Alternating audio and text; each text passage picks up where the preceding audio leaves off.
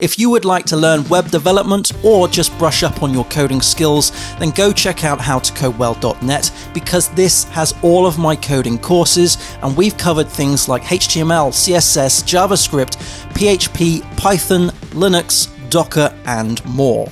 I'm also the author of Docker in Motion from Manning Publications and Python Clean Coding, as well as Python Microservices from Pact Publications.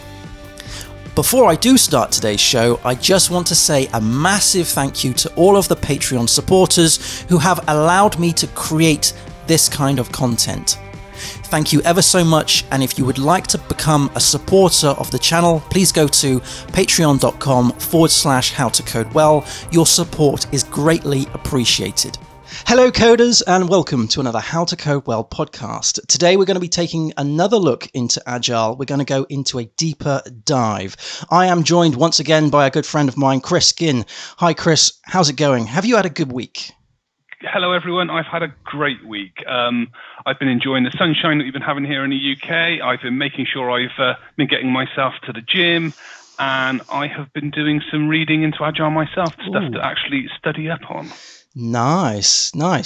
So you were on the episode last time, episode 78, and we were talking about your background, your development journey.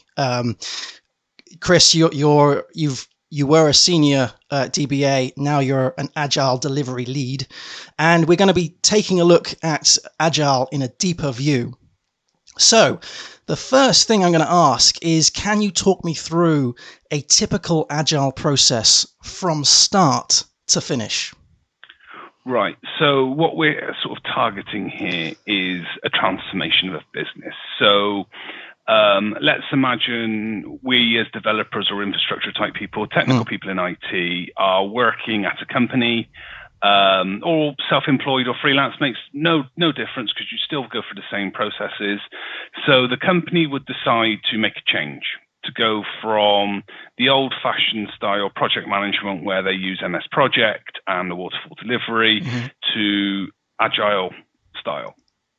How you do that? Well, that's where the fun begins. So someone like me would come in and coach and say, okay, how would you like to do this? What are your goals? And then probably explain to them that this is going to take about a year. Okay. Maybe even 18 months. Right. So I would come in and start off by saying, right, which project are you going to do first? And have we got buy-in from senior management? Okay. So you can do it again. For small teams, this works just as well. I mentioned on the last one, and we'll touch on the difference between Kanban and Scrum. I'll try and pick them apart as we go through. So Kanban is much smaller and easier to implement, but I'm going to probably describe more Scrum in detail. Okay, fair enough. So what I would do, so Agile is essentially mainly based on the ceremonies.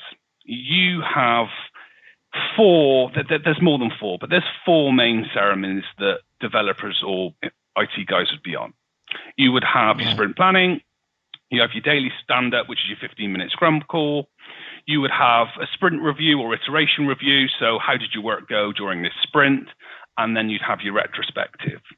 The elephant in the room there that's not ever mentioned is the backlog refinement. So they're the pros, they're your ceremonies, and I will break those down. Yeah, please do. What goes on in them now? So I'm going to start with a stand-up because that's the easiest one that everyone knows. So daily stand-up is when you have no more than a 15-minute call at the start of the day to say, are you okay? What are you doing today? Do you have any blockers? If they don't have any blockers, great. Off the person goes to do whatever they need to do on that day. Everyone's agreed. Everyone's happy. If there's any blockers, that person would then get on a separate phone call with the Scrum Master or another person of that sort of ilk or nature to say, okay, I've got this blocker. Can you help remedy it to get you going? The example I gave last time, which is probably the easiest one for a developer, is you're waiting for some code. You need to do a code review. You need that code before you can do the code review. So something that is preventing you that developer from actually finishing that task. Correct. Right. Yeah. Cool. So that's the stand-up. That's that one out of the way. Sprint planning. So that is where you would have agreed with the product owner what work is to be done in that sprint. So a sprint is generally a 2-week period of time. Again, it doesn't have to be during the transformation in the business. This is all the stuff that you discuss, right? How long do you want your sprints to be? How many people have you got in the team? Okay. What does and then you'd also talk to the product owner and say, okay, what are we actually starting on? What work are we going to give this development team to do first? Gotcha. So during sprint planning, we'd go through and we'd say, okay, we have these user stories in our backlog. They've been ordered in a fashion that the business decides that the business decides, and the developers also decide the order that these user stories get worked on. Okay. It's a discussion from both sides of the fence. It's not a matter from the old waterfall style. The project manager would throw the work at the developer and say, "You're doing this," but it's a two-way street. You can definitely discuss. Yes, that work's important, but I've also got this other work that is also important to the business. And that sort of touches on some phrases that you might have heard, like technical debt. Technical debt, I think we'll come back to and discuss in deep in a little bit, because otherwise we'll end up off on a tangent. So that's when. So at this stage, you're sort of finding the shape of these tasks and seeing their priorities against other tasks. Is that correct? That's what would sort of happen in a sprint planning. So a user story, and we'll break apart in a second what goes into a user story itself. So during sprint planning, you will say, I'm going to work on these user stories during this sprint, and those user stories have the tasks. But we'll come into that in a second. Okay. So let me just carry on with the other ceremonies, to get them out of the way. Sprint review is what it says on the tin, really. At the end of the 2-week sprint, you either successfully did all the user stories, or something happened, something went wrong, and they never got finished for many a good reason. And then finally, you've got the retrospective. And the retrospective is what I would consider the most important of the Agile ceremonies. So it's also the one that gets skipped the most. Yeah, I can't say I've heard of this one. Go for it. So this is the one that's best for all development people and techies like myself. This is the one where you do your continuous improvement in your team yourself. So you can say during, and again, this is also key whilst you're doing a business transformation. So you've gone through sprint 1, maybe sprint 2, and you've said, this has gone well, this has gone bad, we can do this better, I'd like to do this next time. And generally, you'd go through and you'd have a conversation. Again, it's always one of those ones you can do remote, but a retrospective is really best done in person when you've got everyone around the table to agree, disagree, and just especially for the first few. So this is where then you decide that, okay, I'd like to do this piece of work. You would then add that work to the backlog. So anything extra that you want to do, this is where you get it added to your work backlog. Right. So this is like a debrief. So you're debriefing after the tasks are done. And then if there's any more tasks from that, you would put that in the backlog. Is that correct? Yes. But that could also be done in the sprint review if there's issues with the user story. But generally, I find I get more out of that in a retrospective. Okay. So then, sorry, Pete. Go for it. Go for it. The last one, I just wanted to quickly touch on backlog refinement. So once you've got user stories in there, so originally a user story will be created, and it's a conversation between people in Agile terms. Doesn't sound very good, so we'll put this into English. So essentially, a user story it's a piece of work. But when it's originally created, it's essentially blank. You should have in it, in true Agile fashion, as whoever you are, I want to do a piece of work so that we can improve the development or improve the code of this piece of software. Okay. So you should always have a user story in its most basic form should be readable by anyone, whether it be technical, managerial. Anybody should be able to just look at the title and think, this is doing this, and it should be that simple. Right. But what's key in the backlog refinement is when this blank user story, you can't, as a developer, a technical person, you can't just be expected to work on this user story without it being refined. So this is where you add the tasks so that you know to do whatever coding that you're doing at the moment in detail, so that you know exactly what it is that's required. Mm-hmm. That's when you do a backlog refinement. It can be done in sprint planning, but you could have 3 or 4 people sat around a table that have nothing to do with this user story. So sometimes, yes, it's worth doing some in sprint planning if you need all the guys in that team to say, okay, this user story is going to be split across the whole team. Gotcha. But generally, a lot of the user stories, as you want to break them down into smaller chunks so that's only, to fit them into sprints and stuff, one person's going to work on them. Mm-hmm. At the start, as a Scrum Master, you're coaching. So I would generally sit down and do one-to-ones with the people and do backlog refinements with them.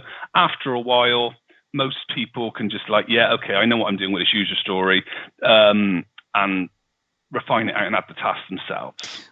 So does a user story span across multiple sprints? Can it span across multiple? It can. That's generally what, in some Agile terms, that's referred to as epic. So a big user story that goes across multiple sprints can be defined as an epic. Depending on how you operate and how you've decided to operate through your Agile journey as you transform, you may or may not do that. There's no right and wrong answer. There's how you use the Agile terms to make and processes to make your business Agile. Generally, what I've done is it's easier for people that are refining their user stories to just sit in the user story and think, right, what have I got to do this? And you just let them go through and add, just task it out themselves. Mm-hmm. And if it works, if once they've worked it out, it's more than what you can fit into a 2-week sprint, then you can split it, or you can decide to just say, okay, this person's working on this user story, but it won't be delivered until the following sprint. Right. So you could push it forward. It just depends how you want to work. And I've generally found there's no right and wrong way. It's what works for the team. Yeah. And that I think that's what I've always liked about Agile. It's about you making the team work in the most efficient manner that you can. Because as a developer, there's a lot of tasks that I've done where the task has kind of grown away from its origin. As in, it's because of the things that we've discovered. Maybe there was stuff that we just weren't aware of, and when we actually got into the nitty-gritty stuff of it, halfway through, 3/4 of the way through the sprint, we've discovered that actually this spawns off another piece of work. How would you cope with that use case? So there's 2 answers to this. So if you've discovered this mid-flight, which, this happens all the time, this is normal, you can create an additional user story to say, okay, we need to do this extra piece of work. We can't fit it in to this sprint, but we can fit it into the next, and you complete as much of the tasks in that user story in the sprint that you can. And again, then you can split the user story into the following sprint. Or there's also something called a spike. You can have a user story that's called a spike. And what that is a research task. So that you know that you've got this piece of work coming and you're not sure. Just like this, you've gone off on a tangent thinking, okay, I'm not sure what to do this. I need to research, do some Googling, do some practice, do some reading up. That's a spike. And then that would try and alleviate some of that, I've got so far and this isn't going to work. Yeah. I'll give you a typical example of something that I've dealt with fairly recently. It's like, suddenly there's a dependency that you're not actually in charge of, and you realize that you need to upgrade this dependency, and then you look at the other things that dependency does, and you're like, oh dear, this is now going to cause a bit of an effect with the other things, but I don't know how much. And so you've only got, I don't know, say half a day left on this task, your estimated time, but you need to then research all the impending change or the possible impact that upgrade could have. That sounds very much like a spike to so me. that's a So if spike, I was Scrum yeah. Mastering this for you, I would say, yeah, we need to do that as a spike. You go off and do the research task, say, okay, we need to look into this. You go away, do your homework, and then come back and say, okay, this is going to take X amount of time. Right. Yeah. Because now the upgrade, say if it was a package of PHP, for instance, it's affected other things that I'm not actually working on. The origin of this task has changed. It's now I'm researching the impact, seeing if there's any tests involved, and seeing if we can actually upgrade and the other dependencies that hang off of that dependency. If you're doing this all in one small little task, and you're having to put all of this stuff in, it just gets bloated. The other thing you could do, so maybe if we were a bit more mature and we'd been working Agile for a little bit longer, what you could also probably do is block the user story that you're working on, saying this is now blocked because we need to do the research task. You create an additional user story to do the research task, and you'd set a dependency between the two. So once you've done your research task, it's like, right, now this other one, it will be unblocked and work can continue. I see. Yes. Excellent. Yeah. That makes a lot of sense. So I've always thought that, and this is just my naivety, that when you block something, it's a bad thing. But actually, from what you've just said, you're defining a path to the next task. Yeah. Brilliant. Okay. So we've talked about what the user story is. What are the things that define when a user story or a task, I guess, is acceptable? That's a very good question. So this is skirting around the definition of ready again. Okay. We're going back to our Agile transformation journey. Yeah. This is when all of the team must really come together and work as a team and an extended team with the rest of the business. Yep.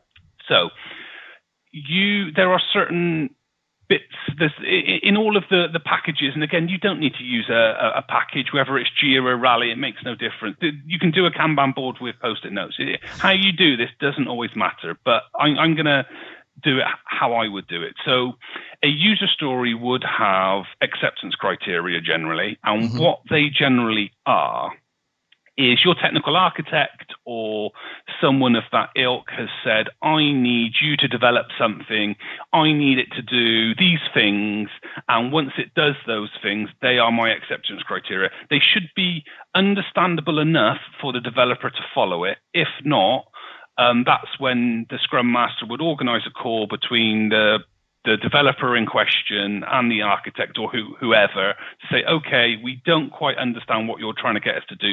Can you explain what you want? So that would be one part of the definition of ready, to say, okay, to do this, it's this thing. You would have it all tasked out. Yeah. So all of your tasks, to do these acceptance criteria, I need to do these tasks, and it might not necessarily just be you. It could be numerous developers, other technical people on the user story to say, okay, we need all of these people. But again, they should be aware, and that goes back a little bit to a backlog refinement session, because you would then, again, the Scrum Master would organize a call between all of the relevant parties to say, okay, we're refining this user story. We need your technical input. Gotcha. Generally, those calls. Again, once you're familiar with what's going on, they're normally done easily within an hour. As you're getting used to the process and everyone's getting used to it, it can go on a little bit. This is why it takes time to change, because everyone has to come together, and it's a change of mindset. Yeah, it sounds like a change. It's like an education piece across the team, and I guess you need to have multiple buy-ins and stuff from the team. I guess I've come from a background of waterfall, sort of big bang releases, sort of throw it over the fence kind of deals. Everything was fine, everything was good and tested, but I guess most of the stuff now I'm doing is more called Agile. You have your task, you have your sprints, you have your stand-ups, that kind of jazz. I haven't though heard of refinements or burn down. That's another concept that I haven't really sort of delved into. So What would you say a burn down is? If you've got all of these Right. tasks that are being completed or worked on, what is the burn down?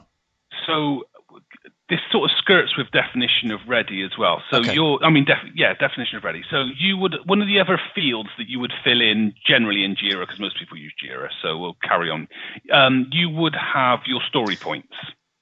And we touched on this briefly in the last one. A story point is a Fibonacci number and it's an estimate of complexity of the user story on how long you think it would take. Gotcha. Okay. So that's the magic number for burn down. Right. So this is the burn down report, which you generally have at the end of a sprint, is how many user stories have been completed in that sprint. So you can see essentially developer performance. So the developer will have his velocity. I'm sure it's velocity, where you will say, okay, on average, this developer manages to do this amount of work. So it's just instead of, if you don't use those figures, so many people are like, yeah, I've done 20 user stories this sprint, but they could have all been one pointers, where one person could have done one that's 9, 10. It's whichever number you want to use. I mean, you should use Fibonacci, but again, whilst you're getting used to it, it doesn't. Some things don't matter. You should do it properly from day one, but just it's guiding people. That it's just makes like, a lot of what do you think sense. the number should be? Yeah, so it's like a mark of the complexity of the task. So if someone Correct. was to do lots of tasks that were incredibly simple, but if one person was to do one task that was incredibly difficult, then you're kind of leveling out that playing field. Can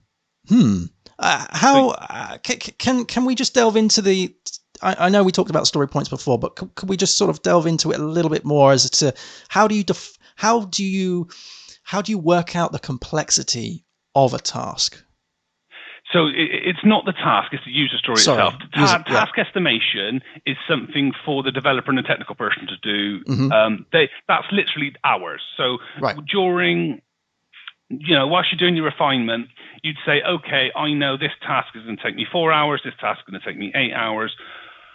But your story point is, like I said, it's an estimate. So the user story has been created as a conversation. Someone, whether it's the Scrum Master or the product owner, may have just put a guesstimate of, I think this is going to be a 12-pointer, which is a large one, or this is going to be a 1-pointer, it's a small one. But again, during your refinement, once you're sat with the technical person, you're like, we've estimated this to be a small one. And they're like, no. And then that will, you change it. Right. Okay, fair enough. So these burn down charts where you see the graphs go up and down and stuff, is that per developer? It can be. So it's how many story points completed per sprint. You can look per developer, or you can look at a project level or project level. And the velocity is the mark of how well that developer is doing. Is that right? No, I think it more. I've used it to know that roughly you'll see how many user stories are being completed per sprint, and it just gives you a feel of, you think that during this sprint we're going to get these amount of user stories out. Gotcha. It's a sense check. Yeah. Excellent. Okay. Cool. Okay. So that's the burn down and the velocity. So if we were to talk about how, like, you're kind of at mid sprint, right? And you've got all of these tasks going, and one task, for instance, has taken you longer than you've estimated, because you estimate like me, and it's really, really bad. And we'll get onto that in later on. And you've got a whole load of other tasks left, and sort of you're on a Wednesday and you've got days and weeks, well, not weeks, but you've got more days left to do than you have days left. How do you deal with that? You just flag it. So again, this should come up in your Scrum calls. So you would know whether this happened on the Wednesday. It's like, oh no, there's no way I'm going to finish this.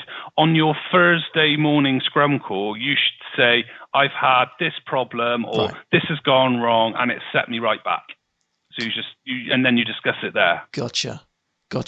Okay, and then this is going to put these other tasks in jeopardy. Yes. Right. So then it's for you and the Scrum Master to have that conversation, and the Scrum Master can go away to the business and say, okay, during this sprint, it's looking like we're not going to achieve this. Then maybe it's a business call further up the chain of like, are we going to find some more developers to do it? Uh-huh. Is this going to be an issue? You know, we're going to be a week late. We're going to be 2 weeks late, and you might be able to catch it up during the release. It depends, but it's a conversation that isn't for the developer to worry about at that stage. You know, you're not going to be forced to work a 60-hour week just to catch up, unless you want to. You know me too well.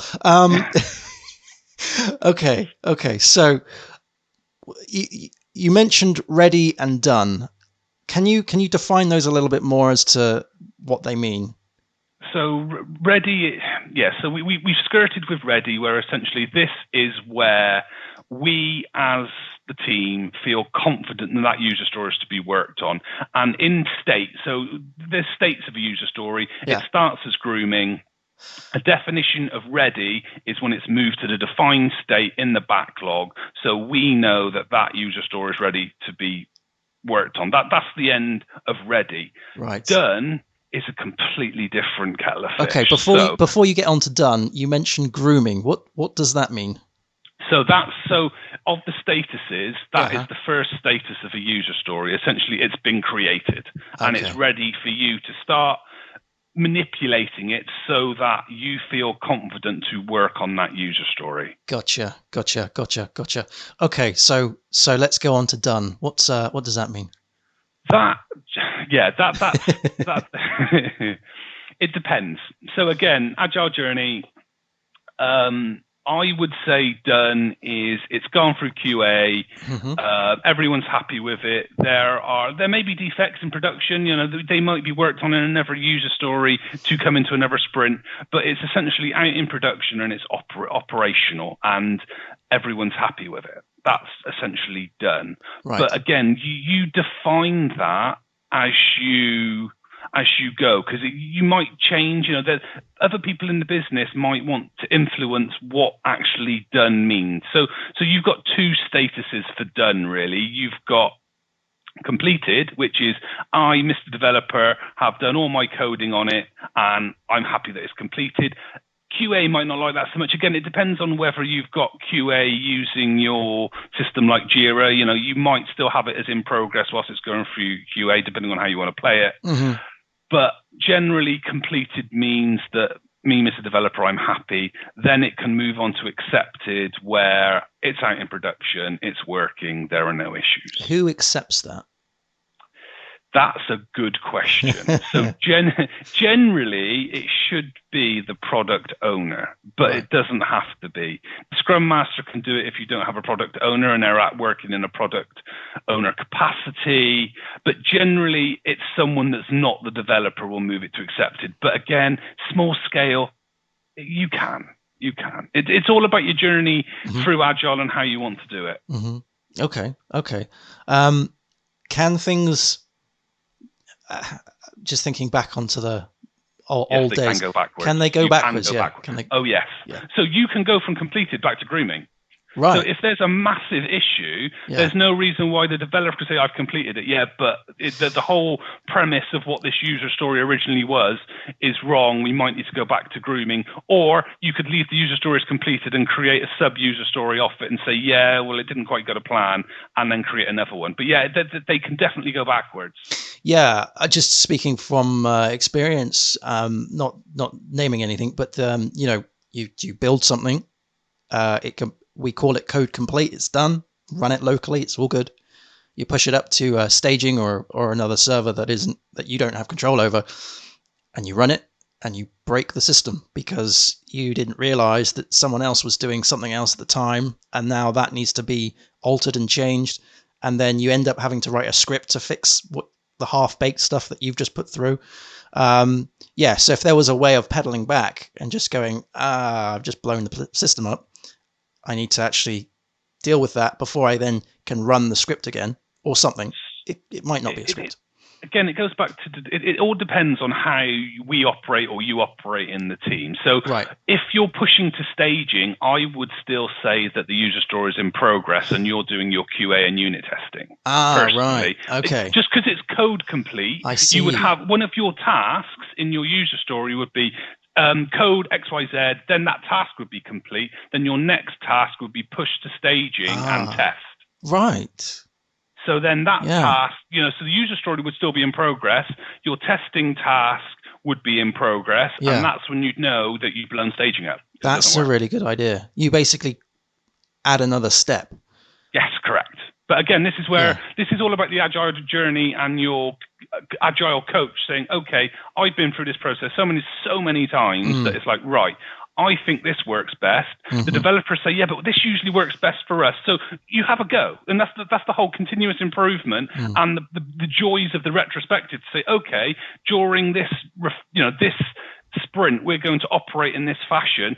At the end of the sprint, it's like, no, that was utter rubbish. We'll do it the other way. You do it the other way, and then it works fine. But that's the whole Agile process working for your continuous improvement. Why do you think, because you mentioned earlier that the retrospectives are the things that get pinched. Why do you think that is? Time. It's purely time. Right. You're being pushed to deliver the next greatest feature, user story.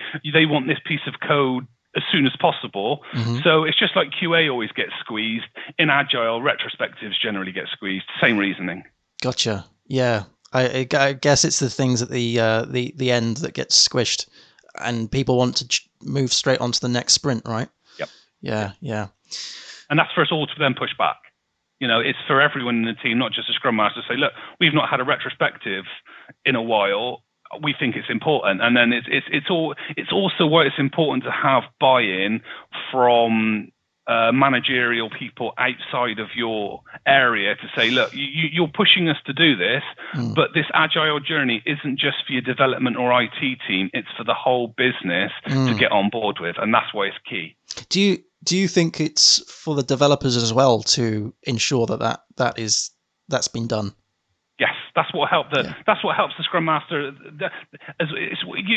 The whole point about a Scrum Master is it's a servant leader. They're not your boss. Yeah, generally in teams it can happen, but generally in true Agile, the Scrum Master does not have staff. They're there as a servant leader to make sure that the devs that's working with them are working as efficiently as possible. So it's in their interest to say, I'm not happy with this. Can we fix this in the next retro, please? Gotcha. Wow. Okay, that's opened my eyes a lot. Let's talk about something that I struggle with, and that is time, estimating of the time.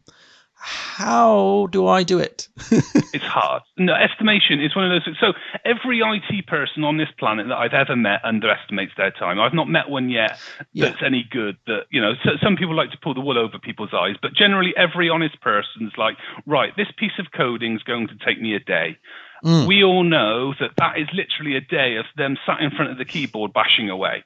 There's they never think about, right, I've got to add that to the wiki. I've got to write this documentation. I've got to push it up to Git. I've got to do a code review. They always forget about those things. Everyone always thinks, right, how long is it going to take me to do this? And never forget about the additional things to go with it.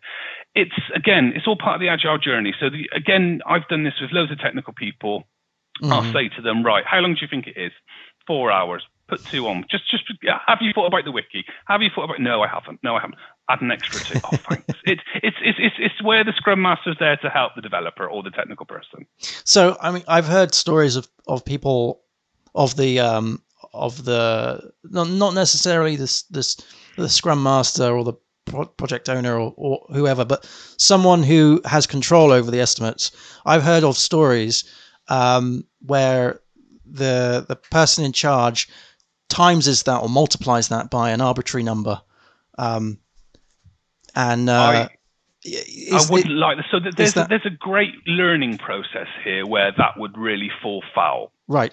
So what you should do in your sprint review as well is when you finished your task, you would have had an estimate that it took, you estimated I'm going to take 4 hours to do this. When you actually complete the task, you'd write down, actually, that took me 8. So as you start to do your reviews and doing the same piece of work again, you get visibility in the system to say, actually, you keep estimating that it's 4 hours and it's not, it's closer to 6 or 7. So you learn by iterating through the process. Okay, so the first task that you do could be really badly estimated, but the last task you would like to think that because of the retrospectives, because of all the reviews and stuff, you've been able to, and I guess as a developer, you understand the code more, right? Yes. This is more like a repeatable process. Yeah. So it's hard to estimate something where if you're picking up someone's code that's not been touched in 10 years and you're like, right, I need to try and fix this. How can you estimate that? I was like, well, I have to pick through it. That's probably a day's work. Then I've got to find out why it's failing. That could be another half a day's work. Then it's like, okay, now to actually code and fix this is another day's work. It's very hard to estimate. Yeah, it is. I mean, I've also heard of the 3-day rule. It's like, 1 day to build, 1 day to test, 1 day to fix. Fair. So I guess the way of getting better is to keep review of how you're doing. Yeah. And I guess the only person who can do that is the dev, right? It's a combination. Once you're agile, truly agile, you've got the power of the tools yourself. Your Scrum Master's there to help guide you to say, yeah, you look here, you can do this. Have you tried looking here to this? But it's for you to learn and review. Okay. Of I know, like I said, estimating's hard. Yeah. And I think that is the best way to do it. It's just to look through the system yourself. Last time I tried to do this, you can generally search them, keyword search, user story search. So the search is very good. Right, last time I did this, I estimated it was 4, and actually it took me 12. So you can search for it yourself. Right. Usually what I find is that I will estimate things in the perfect world. If everything is working fine, if there's no issues, if I've got all the things that I need, because that's another thing, no tools. If the client doesn't give you the necessary bits and pieces in time, and then like you do an estimate, and then you completely forget about the estimate, and you're like day 2, and you should have finished it by now, and you're still, not very well into it, or you're waiting upon something. So I guess it's a case of constantly having to reflect on the estimate as you're actually working, I guess. Yeah, I wouldn't generally have an estimate changed mid-flight, because you do that in your retrospective, you do that in your sprint review. Okay, you put in your actual time. Yeah. It's just a learning process. But I think for you, I would say never live in the ideal world. Always give yourself maybe a 30% buffer. So again, we're just starting with arbitrary numbers here to just try and help people estimate. So ideal world number, 8 hours, pop 4 on. Right. You can guarantee that you're never going to get it done in 8 hours. And if you did estimate at 12 and you got it done in 4, then good for you. It still works the other way around. Yeah. The thing, I know some devs who do it really well. They just do it. It does sometimes, you do feel like you're in some situations you get the imposter syndrome, sort of like, oh, this is done, I've said it's going to be done and it's not, so obviously I'm not good enough for that time. But I guess, like I said, one of the biggest ones is when you've been told such and such is ready and it hasn't been ready, or the task has been created in such a sort of an open way that you yourself have to do a bit of research and discovery during the task, and then you unearth all sorts of manner of complexities. I would hope in that instance that's fed back again in the retrospective to say, so-and-so created this task on my behalf. When I went to pick it up, I was not at the backlog refinement, and when I went to look at it, it was not real. It was, they were living in cuckoo land. It's for you to feed that back. Yeah. So I would say personally, if, again, especially in the early days during your transformation, if you have a task in a user story, you must attend the backlog refinement session to say, yeah, I agree with those figures, or no, that's not the case. I think we need to do this research as well. Mm-hmm. It all depends where you are. Like I said, at the very, very start, everyone must always be on it. But of course, in the real world, that doesn't always happen because people have time off. Fair enough. Yeah. And then the work still needs to go. But yeah.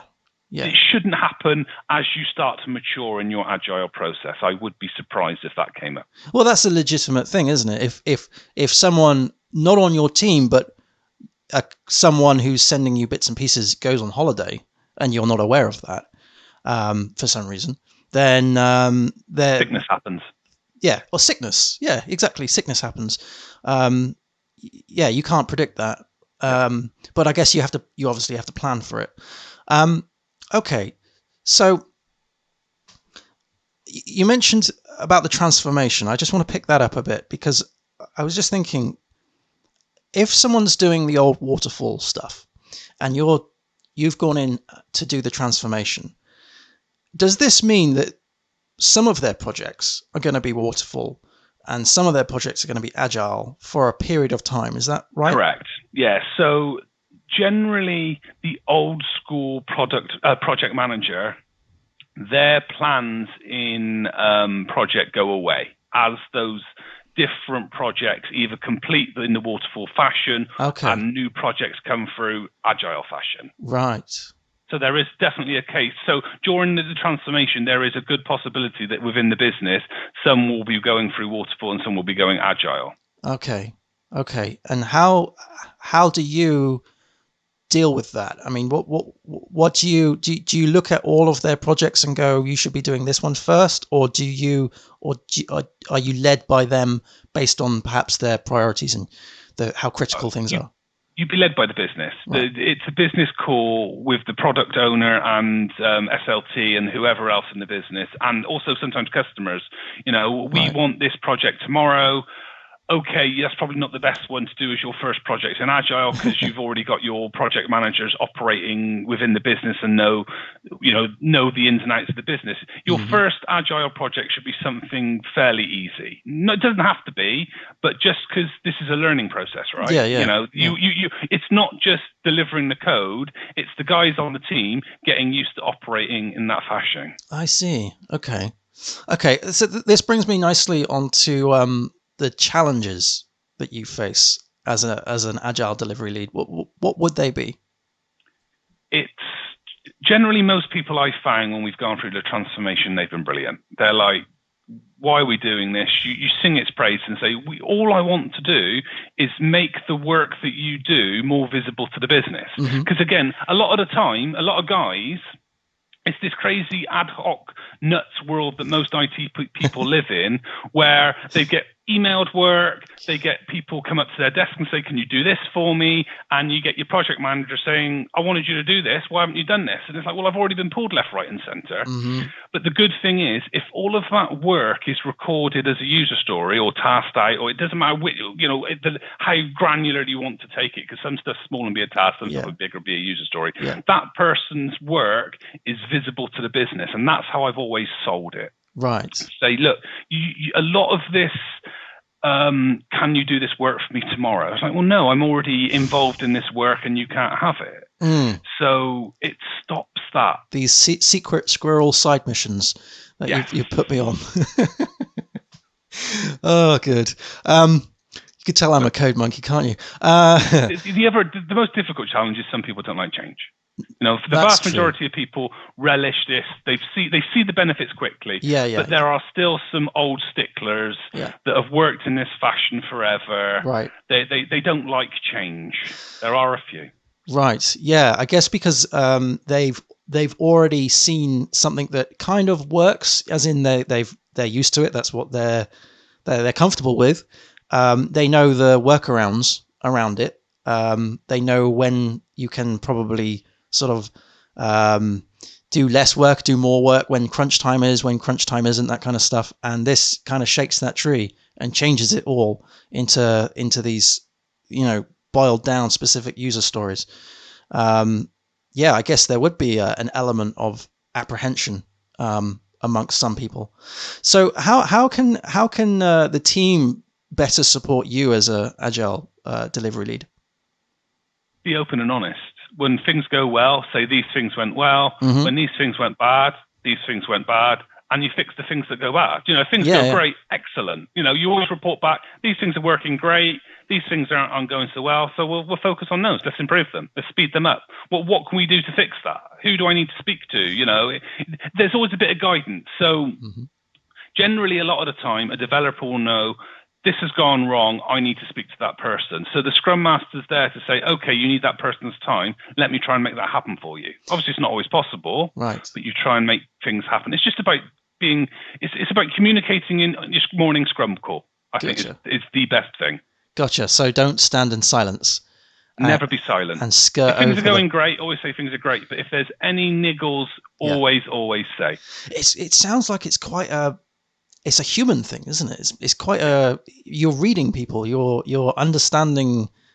There's also a cultural thing as well. Right. Some cultures are better at saying, yes, this is great, this is great, this is great. A lot of it's saying no is difficult. Right. Some people struggle to say no. That's very true. Yeah. Can you just do this? And then of course I can. The automatic answer is yes. yes. No, I can't. I'm currently doing X, Y, Z, and I don't currently have the capacity. Excellent. Come see me in a week, or go speak to that person, go speak to my Scrum Master, or go speak to this person. Right. Yeah. Definitely. So, is there anything? I mean, we've talked quite a lot into some of the specifics around Agile, but I just wanted to double check. Is there anything that we've totally missed from the process? I don't think so. I think we've touched on most things. Good. There's lots of other stuff, but for your average developer or technical person, this is their everyday bread and butter, I think. I think most things that they would see in an agile operating environment or an agile transformation, I think we've touched on. Excellent. Oh, that sounds great. I'm glad. Well, it's fantastic speaking to you again, Chris. Been great to talk about this, and I've learned loads. I've learned tons. I'm looking down my notes and I can see a bunch of words that I didn't know what they meant a few hours ago. So I've learned loads. Before we go, how can people get in touch? How can people hire you? LinkedIn. Just pop my profile on as you did before. Please, Wonderful. That'd be excellent. No problem. Please get in touch. Cool. I'll put it in the show notes below and on the screen somewhere. So thank you ever so much, Chris. That was great. And also thank you very much for listening on the podcasts and watching on the YouTubes. Happy coding, everybody. Take care. See you again soon. Cheers. Bye. Cheers. Bye.